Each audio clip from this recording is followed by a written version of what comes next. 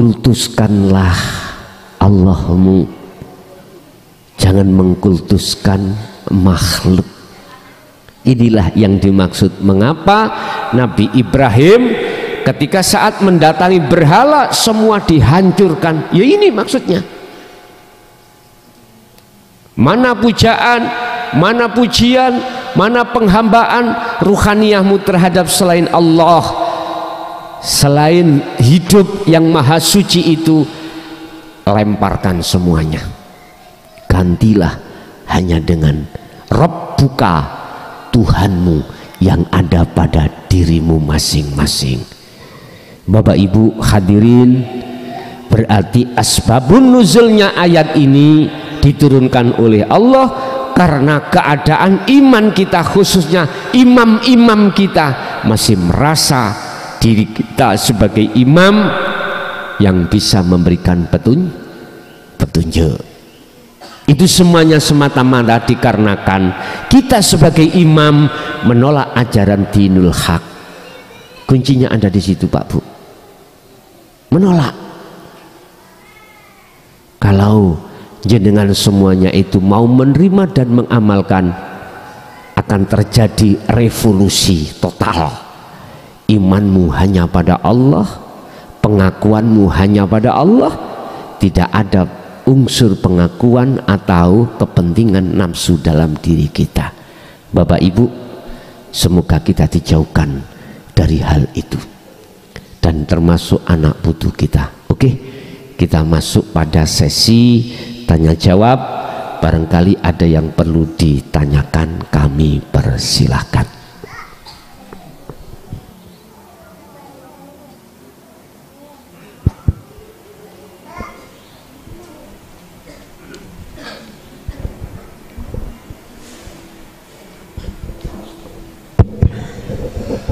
Bismillahirrahmanirrahim. Assalamualaikum warahmatullahi wabarakatuh. Ngapunten saderenge Gus, kula badhe tanglet.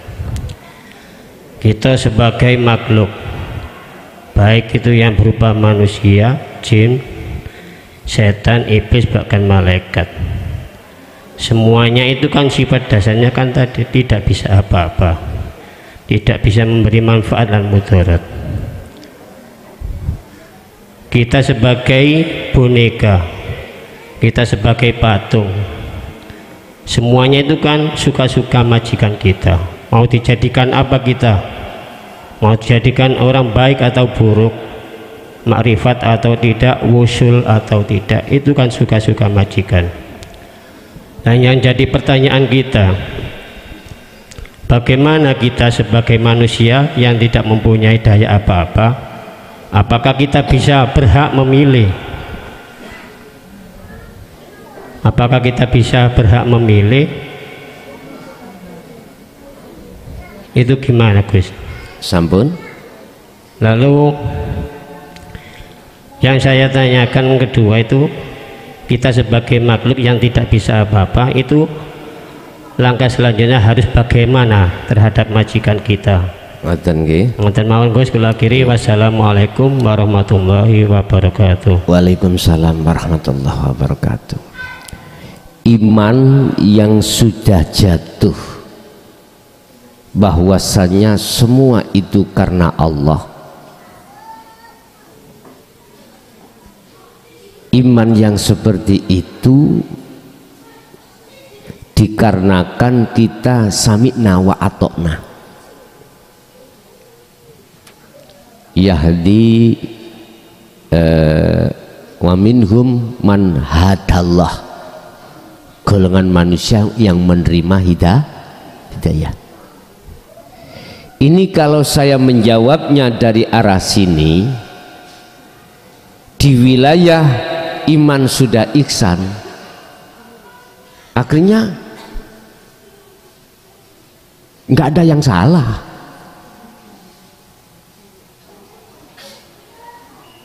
Manusia itu patung, dimasukkan neraka ya gak salah, dimasukkan surga ya nggak salah. Kalau iman kita sudah jatuh di wilayah ihsan.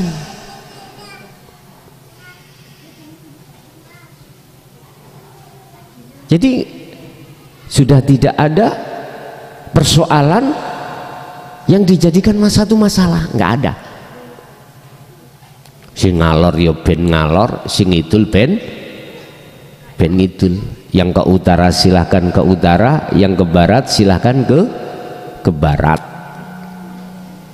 Kalau ini kami tanggapi dari sisi iman yang sudah jatuh di ihsan, tidak ada masalah. Berarti manusia itu nggak ada yang salah. Iblis pun tidak ada yang salah, walaupun dia secara syar'i ditugaskan Allah sebagai makhluk yang menyesatkan. Kalau kita pandang dari sisi ihsan, iman yang sudah di situ, iblis juga nggak salah, Pak, karena dia itu olehnya melakukan atas dasar izin dari Allah. Artinya apa yang dilakukan iblis itu hakikatnya datangnya dari Allah, kalau iman sudah di situ. Tapi kalau saya jawab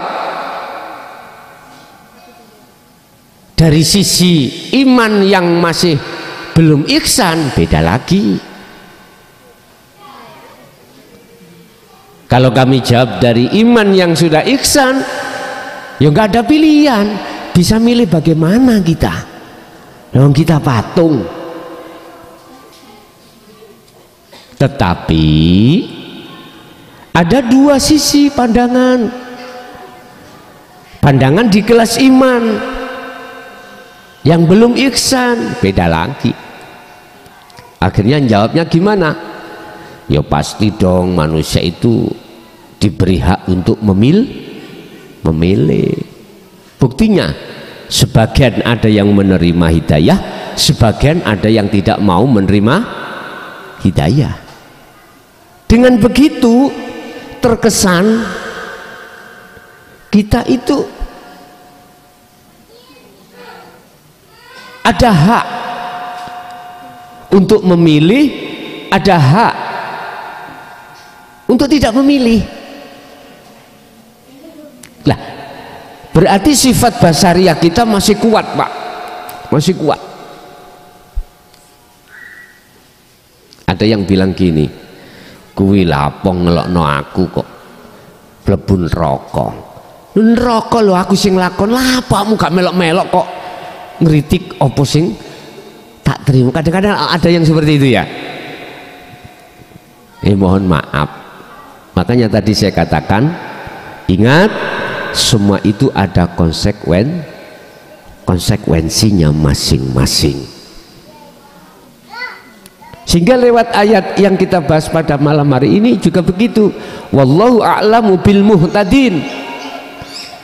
Allah itu lebih paham siapa di antara kita yang mau menerima hidayah. Berarti ada kelompok yang tidak mau menerima.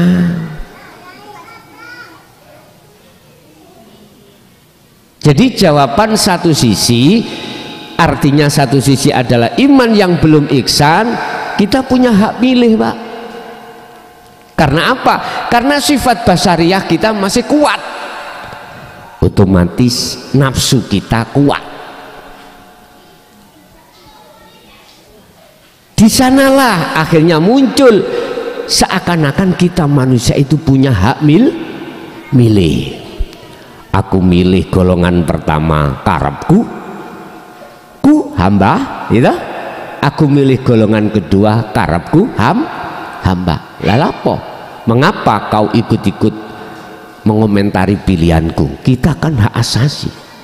Jikalau konsekuensinya saya masuk neraka, ya udah, aku yang ngerasakan sendiri, kau nggak usah. Kau pilihmu sana, ya udah. Ada Pak orang seperti ini.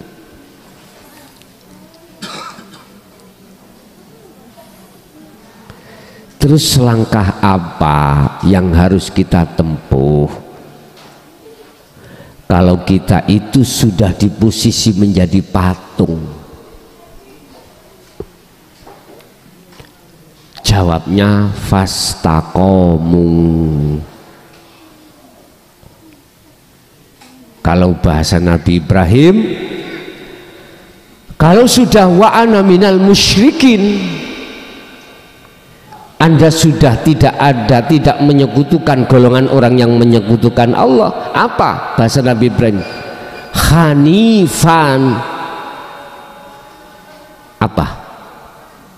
Kuatkan kemakrifatanmu pada Allah dengan cara inni wajjahtu wajhiya. Bahasa Nabi Muhammad, jangan kau hanya sholat 5 waktu, tapi sholatlah 50 waktu. Artinya temuilah Allah tidak hanya di dalam 5 waktu aja, temui dia itu di segala hal, aktivitas apapun yang dihadapkan Anda. Berarti setiap saat, setiap detik, setiap napas jenengan ini disuruh untuk terus bertemu hanya pada wa ma khalaqtul jinna wal insa illa liya'budun, hanya menyembah. Jadikanlah nilai salatmu menjadi menyembah, makanmu menjadi menyembah, minummu menjadi menyembah, apapun aktivitasmu jadikanlah nilai menyembah. Artinya menyembah di sini dikatakan benar dan diterima oleh Allah manakala nata iju husnil ahwal mingkol bin zahidin. Apabila kondisi keadaan ruhaniyahmu itu condong menyang Allahnya, maka itulah yang disebut ibadah yang terjadi, menyembah yang terjadi yang benar. Yang menyembah tahu dan bertemu siapa yang disembah. Kalau gitu nggak usah doa Gus ya, misalnya nggak usah minta-minta nang Allah dengan hajat apapun, sebab semua hajat itu sudah ditentukan oleh Allah. Jawab saya macam 2. Saya katakan tidak boleh jikalau kau tidak bertemu Allah. Yang kedua, boleh jikalau dalam berdoa kau bertemu Allah, bukan bertemu apa yang kau pinta. Begitu. Ud'uni, temui aku dulu. Jikalau kau sudah menemui aku, gak usah kau ngomong butuhmu apa, saya tahu. Sebab innallaha ya'lamu ma fis sudur, Allah itu tahu apa yang ada di dalam hatimu. Maka astajib, saya sembadani, saya kabulkan. Ini seperti itu. Enggak kita berdoa metenteng-metenteng nggak pernah menemui yang memiliki. Akhirnya tiap hari minta, terus minta. Hari Gusti Allah ini Pak Bu, tak kandani. Gusti Allah gerisin. Tahu gerisin ya? Apa ya gerisin ya? Grebeken bahasa Jawa itu. Berisik. Aku lu sudah tahu apa yang kau harapkan, tapi etikanya kau mesti temui aku dulu, karena semua apa yang kau pinta itu milikku.